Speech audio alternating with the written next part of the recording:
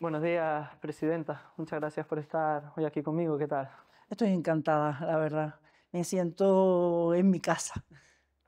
Bueno, comenta eso, ¿qué le motivó al principio a encabezar una lista para llegar a ser presidenta del Cabildo? Pues mire, seguramente un profundo sentido del deber público, vocacional. Puedo decirlo después de una dilatada carrera política que es vocacional.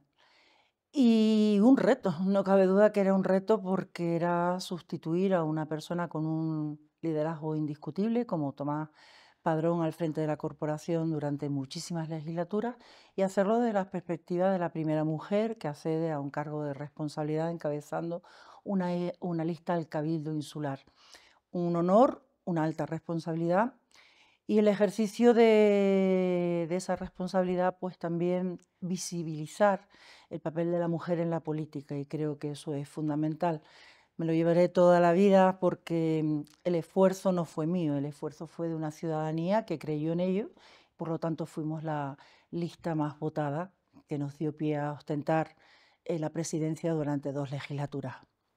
Comentó eso, de que usted fue la primera mujer presidenta, fue la primera mujer presidenta de toda la historia del Cabildo. No sé, del resto de la isla también desconozco el dato. ¿Cómo fue eso? ¿Usted siendo mujer notó algo? Bueno, me ha tocado vivir 2 episodios siendo la primera mujer que encabeza una lista. Primero fue al Parlamento de Canarias, con lo cual era la primera mujer en aquel entonces, en el año 99, candidatable a la presidencia de la comunidad autónoma. La primera mujer portavoz de un grupo político y en el año 2011 la primera mujer presidenta del Cabildo. Mire, por desgracia, y hay que decirlo, si bien se ha avanzado muchísimo y en algo tenemos que decir los guerreños de ser los artífices de ese avance a nivel nacional, como fue la Ley de Igualdad, porque nació en la Isla del Hierro a 2000 kilómetros de la metrópoli de Madrid, con una iniciativa de una mujer parlamentaria que habló de igualdad, la necesidad de regular por ley la participación de hombres y mujeres en la política. Fue, digamos, el testigo que me dio la oportunidad a la sociedad de poder reflejar en una política concreta para buscar esa igualdad. Buscada la igualdad, no voy a mentirle, y los estereotipos de la mujer en la vida política no están exentos de que seamos juzgados más por estereotipos ajenos a nuestra gestión que a la propia gestión como mujeres al frente de la política. No fui ajeno a ello, pero sí tengo que decir que Mm, cuando se tiene vocación de verdad y cuando eres capaz de consolidar equipos y intentar hacer ver que la política que va dirigida a una institución como el Cabildo, que es señera, no solamente el entramado institucional de Canarias, somos los ejes vertebradores, los cabildos, de la construcción institucional de Canarias. Y quien no lo entienda así está yendo en contra del principio de por qué nacen los cabildos. En ese eje, en esa vertebración, también es importante a nivel insular, como gobiernos de isla, crecer y desarrollar tus políticas de la mano de la ciudadanía. Creer en que la capacidad de constatar equipos y involucrar a el cabildo, ¿qué es el cabildo? La conjunción de personas desde el último eslabón de la escala administrativa hasta el último, junto al gobierno y el importante labor de la oposición, que junto a la iniciativa privada trabajen en la consecución de aquellas soluciones a los retos que se plantean de presente y de futuro. Yo creo que eso marcamos una diferenciación en la forma de hacer política que a mí particularmente como mujer me ayudó muchísimo. Ahora que comenta el Cabildo, usted entró a la presidencia tanto en 2011 como en 2015. ¿Cómo se encontró el Cabildo como institución, como órgano? Hubo una diferencia sustancial. En el 2011 se partía de una realidad constatada con un programa de gobierno que se llevaba a cabo, donde se reflejaba no solamente en la dinámica de los presupuestos, sino también en las políticas, una orientación sobre la que sustentar un desarrollo que se creía a pie juntillas en que fuera sostenible. Fue mucho más fácil ponerte a trabajar porque era como una continuidad del día a día en ese trabajo, a pesar de que fue una escasa legislatura en torno a 2 meses. 2015 fue una situación diferente, una situación donde nos encontrábamos una isla que sumida no solamente en la crisis económica a nivel global, sufría y en carne propia lo que fue una gestión de una crisis sísmica con muchas dificultades que tuvieron unas consecuencias que sufrió principalmente la ciudadanía. ¿Y considera que ese saneamiento fue su principal labor, su principal gestión? ¿Hubo alguna otra obra, alguna otra labor que la destacaría? Pues mire, el saneamiento para el fortalecimiento de la diversificación económica es fundamental. Una sociedad no formada, una sociedad que no puede afrontar los retos. Y nosotros en formación marcamos una diferencia.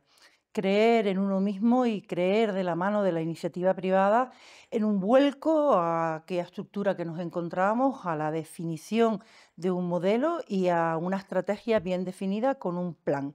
Un plan que se visualizó en todos los aspectos donde incidíamos con nuestras políticas, desde el ámbito agroindustrial, desde el binomio energía-agua, que es la pieza fundamental para poder tener un desarrollo equilibrado, en el ámbito cultural, en el ámbito turístico y en el ámbito de la juventud, que son los llamados a liderar y recoger el testigo. Pues creo que en todos esos ámbitos la formación vino potenciando el que, por ejemplo, en el plano de la agroindustria habláramos con palabras mayores de batir récord en lo que es la recuperación de la superficie útil, la mayor exportación del número de plátanos de la historia. La marcamos en el 2016. Desde el punto de vista turístico, pues generar un plan de marketing, ir de la mano de la iniciativa privada y cualificar desde el punto de vista de nuestros productos que marcaron la definición de un destino, el internalizarlo. No solamente con ese plan de marketing, sino con una imagen de marca, la isla con alma. El tema de las comunicaciones fue fundamental. Adecuar y exigir que se cumpliera con el marco de las obligaciones de servicio público, volver a recuperar las 6 frecuencias, cambiar de barco, tener el barco que actualmente cubre la ruta con los cristianos adaptado, el volcán de Tirajana, a las necesidades de un contrato que no se cumplía, dar un servicio de guaguas durante toda la semana, conseguir aumentar el número de frecuencias, adaptarlas a esos flujos, no solamente turísticos, sino de las necesidades de la población para comunicarnos con Gran Canaria y Tenerife, reivindicar obligaciones de servicio público para el trayecto con Gran Canaria que se ha perdido, o plantear en Europa, con recepción positiva de Europa, como estrategia para abaratar el cesto de la compra, para abaratar el sobrecoste que tiene una isla de hierro que sufre la ultraperiferia reforzada, y es el constituir una obligación de servicio público, aunque no se ha materializado, que nos unan junto con la que ya tenemos por ley asumida, que es nuestra conexión con Tenerife, hacerlo con los puertos de La Palma y de Gran Canaria para poder salir con nuestras mercancías a través de La Palma, que tiene conexiones internacionales y no hay que pasar por 2 puertos que incrementan los fletes. Eso se aprobó en Europa y no se ha materializado. Pues yo creo que son logros. El capítulo de transporte terrestre. Usted es una persona joven y yo me alegro de haber contribuido a algo que los jóvenes, no Belén Allende ni su equipo, ni la estructura del propio Cabildo ideó per se, sino porque ustedes nos indicaron. El evitar la brecha que marca una diferencia con respecto a cómo abordar los estudios superiores en Tenerife y Gran Canaria fue abaratarlos a ustedes con gratuidad. El traslado de esos billetes, las becas sin excepción a todos los jóvenes y el tener gratuidad como perceptores del transporte público en las líneas de guaguas en Tenerife y Gran Canaria y de tranvía para las familias necesitadas, para los mayores de 60 años. Y fuimos los pioneros, figúrense, por eso la importancia que tiene la figura del Cabildo en el entramado jurídico-político de Canarias, los primeros en poner en marcha el bono residente canario. Figúrense, se lastró y se gestó en esta isla del Hierro, a diferencia de lo que ocurre hoy, que quitarlo por parte de la ayuda que presta el Estado o quitarlo por parte de la decisión que tenga que tomar la Comunidad Autónoma Canaria sería muy difícil el transporte gratuito. Pues nosotros en el 2015 instauramos el bono residente, que eran 10 euros al mes con bonos ilimitados. Le podría hablar de muchos temas que marcaron una diferencia intentando adaptarnos como jóvenes que somos, como personas que estamos en el siglo XXI, como que arrastrábamos una experiencia profesional en la administración y que teníamos que adaptarnos a esa imagen de una administración con unos procesos electrónicos adecuados a lo que aspirábamos, el hierro 4.0, pues el generar canales de participación ciudadana, el ser transparente en nuestra gestión. Claro, me ha comentado numerosas iniciativas. De todas esas, ¿cuál fue la más difícil? La más difícil de gestionar.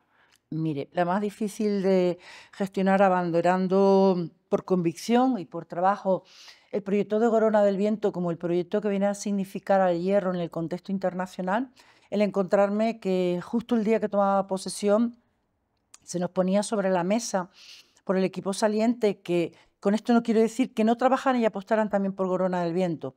A mí me tocó la parte de la gestión, el que no tuviera que declarar en quiebra Corona del Viento, porque hacía un año que producíamos electricidad y no teníamos ni siquiera el dinero de cuál era el coste de la retribución. Es decir, a mí se me planteó jurídicamente que pudiera tener que poner en marcha Corona del Viento con un expediente de quiebra.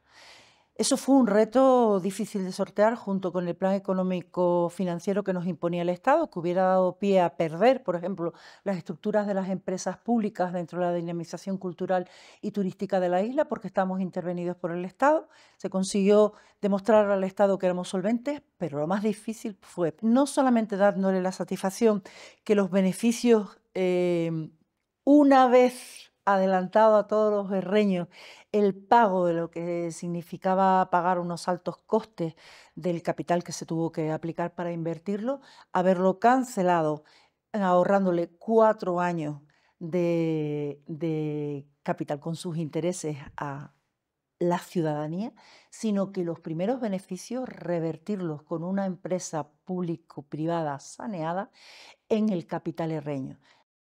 ¿Y hubo algo que se quedó con la pena de no poder realizar, alguna labor, alguna gestión que hubiera dicho ahora, debería haber hecho esto? Muchísimas cosas, muchísimas cosas. Creo que hay una deuda pendiente donde se empezó a trabajar creando los cimientos del fortalecimiento de la emprendeduría, el creer en los jóvenes con las becas no solamente de estudio en el extranjero, sino también dándoles la oportunidad de que fueran becarios en esta corporación para tener la primera oportunidad del trabajo y que eso de alguna manera se haya perdido. No podemos escaparnos de un reto difícil de solucionar, que el hierro tenga la población más envejecida de Canarias. Fortalecer el trabajo en el sistema sociosanitario de la isla fue, creo que otro de los simientes o pilares que se pusieron, porque no cabe duda que el creer e innovar en el resto de Canarias con planes que trabajaban en la autonomía personal de esa población mayor o en el tema de la discapacidad, como fue emplear muchísimo dinero y ser pionero poniendo en valor el papel del tercer sector. Hoy es la iniciativa pública la que arrastra del carro del empleo. Eso hay que revertirlo y hay que dar salida al problema de la dependencia, al problema de una sociedad mayor, al problema de la migración.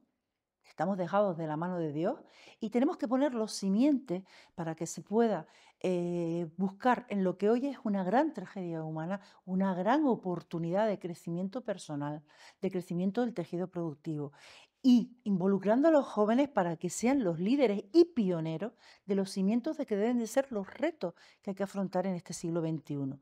Yo creo en la juventud herreña.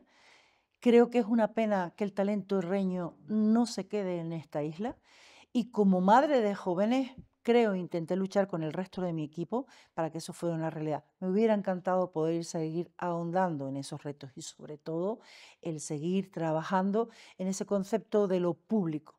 Y ya para terminar, si volviéramos a 2011, 2015 o incluso hoy en día, ¿volvería a presentarse a presidenta? ¿Volvería a asumir ese reto? Si usted me dice si me volvería a presentar, hay algo que no se jubila. Hay algo que no se jubila. Yo estoy a las puertas de la jubilación, es la vocación de servicio público. No se jubila con el carnet de identidad. Eso sería todo. Muchas gracias por sus palabras y su tiempo, presidenta. Gracias a ustedes por tenerme hoy en este espacio, que me ha encantado compartirlo con un hijo del hierro y sobre todo con un muchacho que conozco desde su tierna infancia de Tecine.